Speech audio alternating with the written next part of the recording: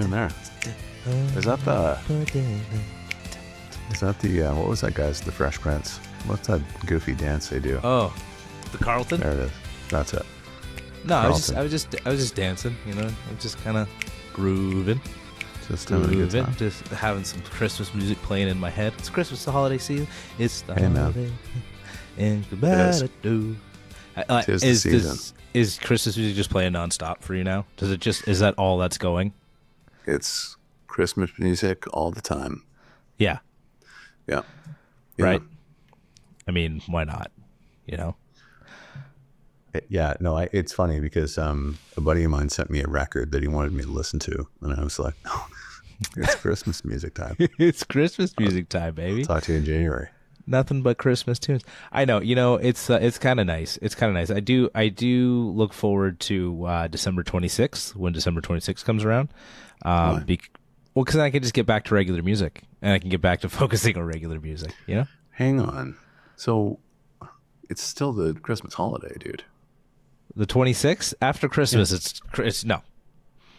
Do you do that? Why would I listen to Christmas music after Christmas? Because between Christmas and New Year's is when the holiday really gets going. Really? Yeah. See, great. I have a friend, and you know, I'm not criticizing. I just think this is very unusual. No. So you're criticizing. That's fine. No. Don't get me wrong. Not a criticism, but it's something I can never figure out. Because for me, the Christmas holiday is really, I mean, if you want to be broad, it's the last 2 weeks of, you know, December. The way that the dates fall, you know, that'll change every year. But between Christmas and New Year's, that's the good times, man. Like, that's when everything is going on, right? Like, that's the real. Sure, that's when the real music should kick back in. You know, that's when it's like, why would you need to sing about Santa Claus coming to town, or Winter Wonderlands, or, you know, Blue Christmases, Silent Nights? It's all past. So just very quickly, what I was going to say about her is that she takes her tree down on Boxing Day. Like, it's over. Yeah. And puts her tree away. Yeah. But I said, like, I respect that. But this is the holidays with an S. It's not like a holiday and then it's over. Yeah. So I don't necessarily agree or disagree with the tree coming down on Boxing Day. I think that could come down on, like, after New Year's, maybe. Like, yeah, that's fine around that time. But the music can stop. I don't need Christmas. I don't need Jingle Bells. I don't need, you know, sleigh bells ringing. Are you listening? Really? None of that, you know? Yeah. That's Scroogey. Then again, this is coming from a guy who looks like a junior Cousin Eddie right now. So, I mean, it's like, take it for what it's worth. But, you know, I'm just saying. I'm sure I'm not the only one. I bet Bobo strikes me as Christmas music is done by the 26th. And I don't mean to generalize Bobo. I'm just saying. Let's see over there in the chat. I don't know. I got a nice note from Bobo, actually. I on No Sleep Till Saturday, I did my typical Christmas routine, and I always try to close out the year with a Christmas themed thing. Yeah, and Rick Emmett and I used to do a show, but that's right. You can only do so many of those, you know. Yep. So this year, I thought, you know what? I love the history of music, as you know, obviously, and I love Christmas music. So why not, you know, mix the peanut butter with the chocolate and do both of them, and that's the show. That's killer. Yeah. So anyway, I did it, and I kind of go through like the Baroque era, and Renaissance era, and Victorian era, and like how. Yeah, I'm going through the Baroque era right now. Sorry. Yeah, Baroque. Yeah, I'm going through the Baroque era. Yeah. Sorry. Yeah.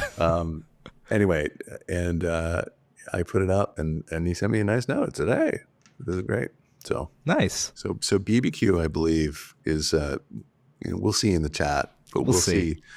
You know, whether or not he's a Boxing Day Scrooge or he goes until after New Year's Day. Hey, you know what? I mean, fine, sure, whatever. I mean, it doesn't mean that the holiday cheer has to stop. I'm not saying that. I'm just saying it turns back into regular music. You know? Wow, that seems so alien to me. I would never do that. I'd play it all the way through. Well, good for you. Even if I Look at hate you. listening to it, I just can't not. Do you know That's all what? it is, Stay there. I'm sending a medal or a cookie for you. It says, yeah. No, that's okay. That's good, man. That's all right. It's fun. It's good. It's nice.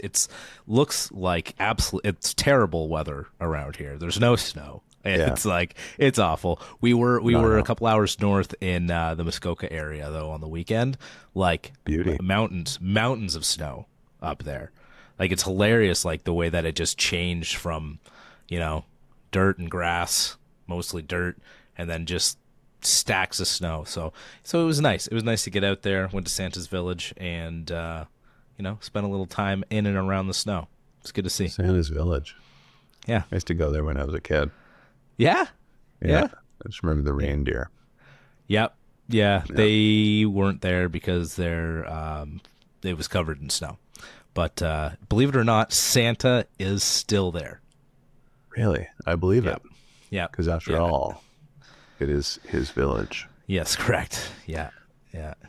He's getting older, still hasn't kicked the bucket. God bless him. God bless that man. So he might kick the bucket if he hears what you do about your Christmas music over the holidays. I don't What's think in so. the glass there? Are you kidding me, man? That guy stops on the 26th too. Got a little rum and nog, man. Huh? Hey, a rum and nog. We had no idea, folks. Is that? Swear to God, we had no idea.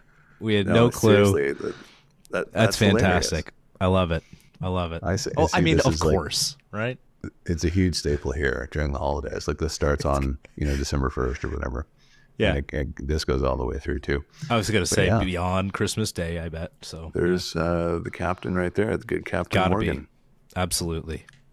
Spiced rum and a little Beatrice eggnog. That's exactly what I got going on here. You sprinkled a little cinnamon in the. You put that on top. See, of course. All right. See, are we back? Are we back to being brother. friends? We're back. Are we back to being friends? We're back. All right. Yes. Nailed it. First try. Cheers. Clink. That's so funny. Merry Christmas. Holy shit. Where's the Tylenol? Oh, God. All right. So it's tough. It's too easy to drink. Yeah. I know. Well, we're here to talk about some Christmas music. And one of your fave albums, now one of my fave Christmas albums. So thank you for the introduction. Plays all the time. You are welcome. Yeah, this is great. Yeah, it is the gift that continues to give, my friend. This is like this is the tip of the spear for me. I love this album. I was just listening to it again. Yeah, it's funny because, and you probably thought this too, right? Anybody who's heard this record has to think like, is he trying to be ironic or is this mockery? And that was the thing that kind of, I was thinking when I first heard this, because you got a heroin-addicted, drug-addled rock star of the highest order. Right? Yeah. And like, what kind of a Christmas album is this guy going to give you? And when I saw it, I was like, I don't know what this is going to sound like at all. I think it's just going to be really weird. Yeah. And I set the bar very low. But then I realized that he's true to the traditions. Like he croons on this. Yes. With Andy Williams and Johnny Mathis kind of intensity. And I was like, wow. But you know what? People think, I've read a lot of bad reviews about this record, but oh yeah. People hate it. The knock is that his voice can't carry, the crooning stuff, which I think is completely absurd because I think that he can. Well, you know what? I would just say, just to interject real quick, anybody that has any reservations on his ability to sing like this, go listen to his live performance on Jay Leno in back when this album was coming out. Mm-hmm. And that will put all of that to rest because he sounds unbelievable, and that's live. Until then, we'll have to muddle through somehow.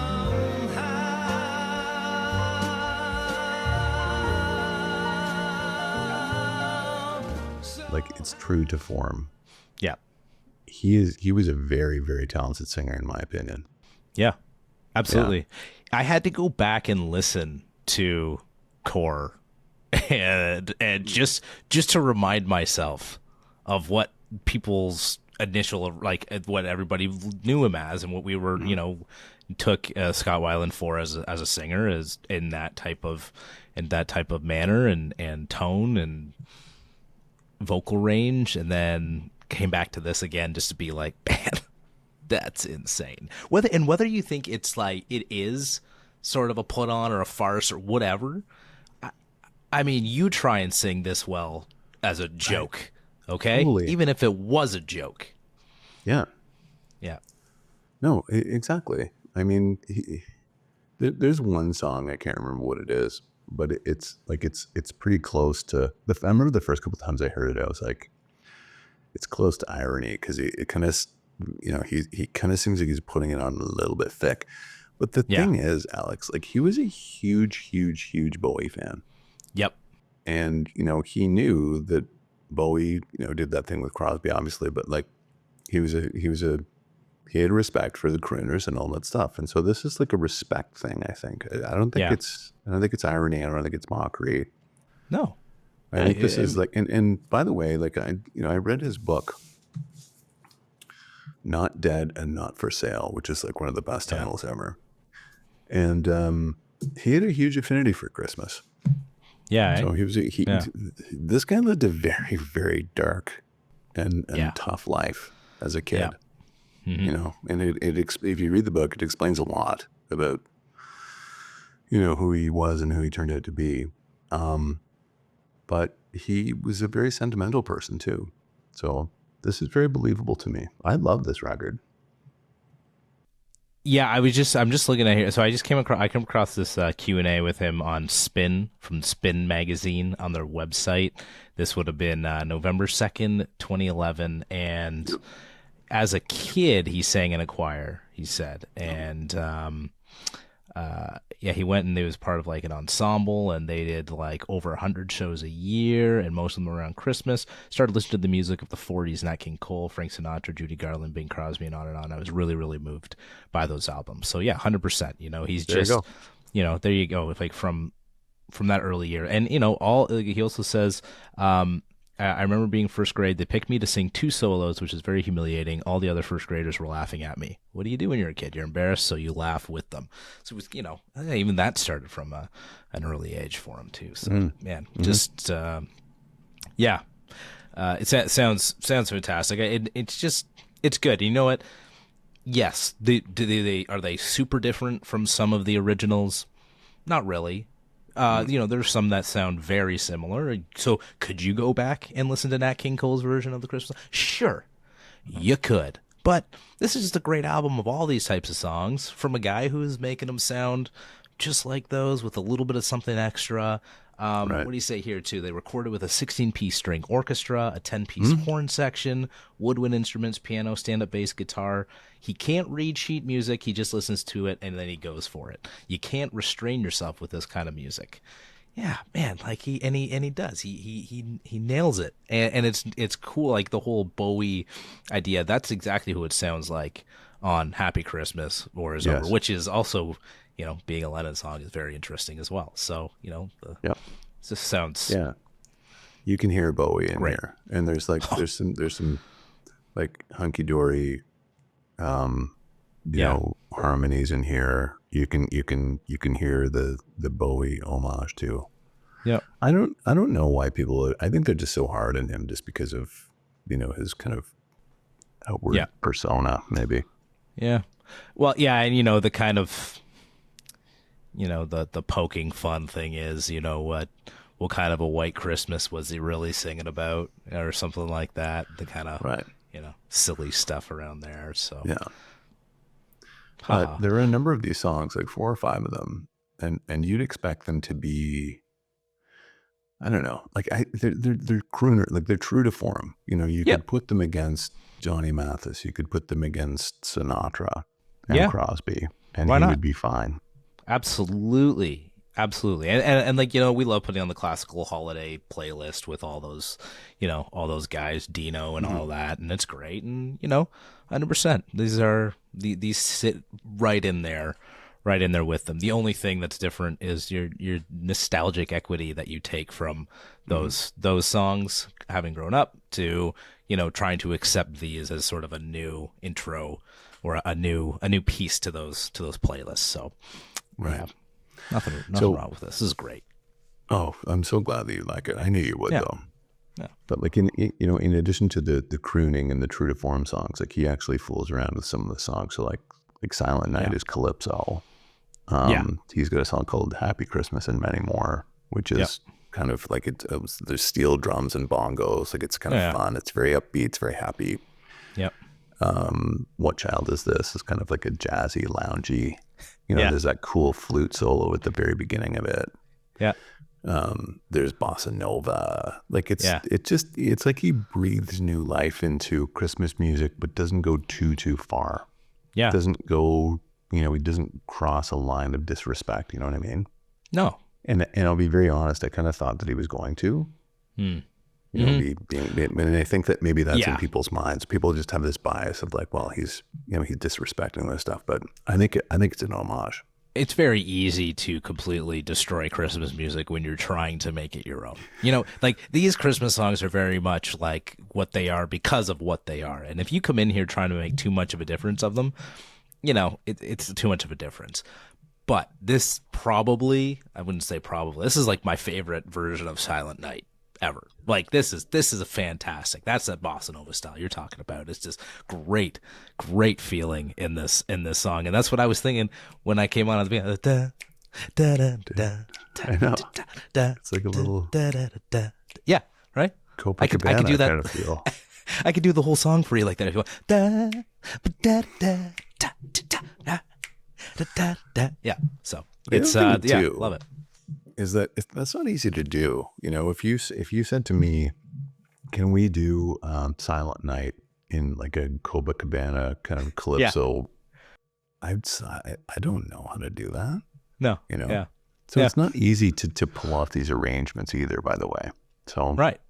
Well, and you a reggae credit. version of "Oh Holy Night," right? I mean, that's just like, what do you think? See, that's like, I'm thinking like, what are the? Could you imagine getting like the call from a producer and being like, "Hey, Scott Weiland wants to do a Christmas album, and we're gonna need you to come in." And be like, Scott Weiland? Yeah. He wants to do a bunch of Christmas songs. He's got an idea to, like, Scott Weiland from the Stone Temple Pilots. Scott Weiland, yeah. He's got this new idea for Oh Holy Night. He's got this new spin on silent. And it's like the same guy. Like, I just picture like, I'm sure they're all just like, hey, it's fine. Hey, whatever pays the bills, but we're in. So it's just hard to believe. Yeah, like just to come in with these arrangements is ballsy. Yeah. But they work. They're so good. They work. What are your favorite tunes on the record? I love the Christmas song just in general. I think that might be my favorite Christmas song, the Christmas song.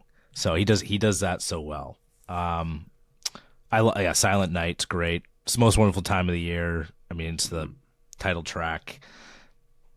Does a good job with that, excuse me. And Have Yourself a Merry Little Christmas. Right. Probably all my favorites. Christmas song, Silent Night, most wonderful time of the year, Have Yourself a Merry Little Christmas. Yeah. I think I'll Be Home for Christmas might be that put on you might be talking about a little bit. And when I think about it, is it that one? Yeah, it is. Because he starts out, and when I first heard that, I was like, oh, is he like being ironic? Because he kind of like really kind of but maybe not. Maybe not. Well, then you look at the music video, and the music video is pretty touching. It's him in like an army, like a suit, like an army suit, like when they come back from the war, and they're kind of like dressed up, that kind of thing. And then it's got like projection of a bunch of soldiers at war and coming home from war and stuff like that. And it's it's a nice little ode to the men who serve overseas, might not be home, or coming home late. I did check that out. I've never seen any video of this. I've never read any interviews. Yeah, I've only ever read the book, but like, we're tied. There's really nothing in the book about the record. No, okay. So, yeah. yeah. Yeah, and there's another video for Winter Wonderland, which is more of a fun, like him and a group of people, and he looks the part, like in both these videos. He looks like kind of that older, sort of Bing Crosby-esque type of look to him. He's like just such an intriguing individual in general. Yeah. You know? Yeah. And a very tragic one, obviously, because he clearly had a lot of demons that kind of got away from him. But yeah, just he's a fascinating guy, like really fascinating. Yep. Yeah. How about you? What are your favorite tunes on this thing? Like, you know, I love them all. I don't think there's a bad one on, but the first, I think they fooled around with the track listing on here quite a bit. But the first time that I got this record, I think, was in 2012. And the last song was "I'll Be Home" or "Have Yourself a Merry Little Christmas." Oh, okay. And for me, like that song, the way that because you hear this a lot, right? You hear Bublé do it. You hear, you know, people like Nat King Cole do it. And there's a very dramatic crescendo at the very end, right? So he's saying like, you know, hopefully we can kind of make this happen, but if not, we have to kind of suck it up. And it's like, you can feel it building. And this version is the only version that I've heard that is actually like, that makes your skin vibrate, you know? Because he says, we'll have to muddle through somehow. And right there is the crescendo. Yeah. And just the instrumentation is perfect. Yeah. You know, whoever arranged this, produced it, whatever, did like a stellar job. It's absolutely brilliant the way that it peaks and then it kind of comes down. And it's the perfect close to this record. It just kind of like leaves you with like, oh. Yeah. And you sit there for a couple seconds. Yeah. You know, and I've done that a million times listening to this. I mean, this one technically, I mean, it's the lavish studio rehearsal. Like, if you look at it that way, I don't know. Have Yourself a Merry Little Christmas. Like, there's like a few studio rehearsal versions on here, so that is technically the last one, right? So, it's a great point, and that's the song he plays on Leno. That is, he just is absolutely just blows you away doing the song live because, to your point, there's so many great parts to it that to hear him do it live it's another thing. So it's great. And that's what I can't figure out. Like people saying, well, his voice doesn't cut it. But like that part, he's singing like a tone, semitone, like it's just almost operatic. And he holds that note. So he's fine. It's not thin. It's not like, you know, like it's good. Yeah. I don't know. I don't get it. I think the people have a bias against him. They just, Listen, Brent, they don't know what they're talking about. Okay. But we do. Of course we're on the internet. That's right. We're in the interwebs. Then again, so are they. I have one question about this record that you might be able to answer. You know, I'm not very good at those, but where's Little Drummer Boy? Have you heard that version? No. Does he have a version of that song? I can't find it. So in you know, when people review this for like Rolling Stone and stuff, they talk about Little Drummer Boy, but I thought like that would be the obvious choice because Bowie did that with Crosby and he's such a Bowie acolyte. But I did know that a deluxe version of this record was released in 2022 and Happy Christmas, War is Over is on it. And I think there's one other song on it, but it's not Little Drummer Boy. This is crazy. I've never seen or heard of any of this. Mm-hmm. Happy Christmas, War is Over, the Lennon tune, you know, is on the deluxe version. And there's those other songs that you talked about, like rehearsals, right? Yes. But no Little Drummer Boy. I can't find it. Have you heard him sing it, though? No, and I want to. I don't know that are you sure he has it on here? Mm-hmm. It says that Weiland announced they'd be taking a short break after an inspired version of Little Drummer Boy, Peace on Earth. I'm just trying to... Oh, screw you, Rolling Stone. I don't want to subscribe now. It's not even coming up. I wonder if it was on a bonus edition of like a live album. I don't know. Just sit with us, folks, while we look through this for the next little bit. Anyways, it's a fantastic album. It's a fantastic time of year. I hope it is for you too. And we're gonna take a little break. We're gonna dip out of here for a little bit. We're gonna go have some family time, open some presents, eat some food, drink some drinks, and we'll be coming back in the new year. This is episode, technically, I think maybe like episode 115, but we're labeling it 112. 112 episodes, Brent. So here we go. We're putting the end to our third year. Not like officially, kind of unofficially, but anyways, the third year of doing this show. Mm-hmm. Well done, my friend. I love it. Mm-hmm. I'm having a great time. Me too. It's a lot of fun, right? Yeah, and we keep still showing a lot of up. music to be heard. Yeah, absolutely. To our listeners, thank you from the bottom of my heart. It's fantastic that you keep coming back. Like every, the schedule is sometimes a little bit sporadic. It's not every week. We have challenges in terms of, life gets in the way. Sometimes we don't get to edit. Sometimes we don't get to record when we want to. But when we do, and we get the show out there, you show up. And we really appreciate that. It means a lot. So thank you. And Merry Christmas to all of you. Absolutely. Amen. Appreciate you. Well, couldn't have said it better myself. Should have ended the episode there, but I spoke up. So thank you, Brent. Cheers. Thanks, man. Here's to another year of some great albums to come. We don't quite know what's coming at the start of the new year, but we'll surprise you. Do we want to surprise you? All right, we'll surprise you. I wasn't sure I was going to tee that. Maybe you would have known, but we'll post it. We'll put it out there, let you know, so you have some time to listen to it, and come and join us in January for episode 113. Yes. All right. Okay. Great. Cheers, man. Merry Christmas, my friend. Merry Christmas, Take care, man. everybody. Everybody. Yes.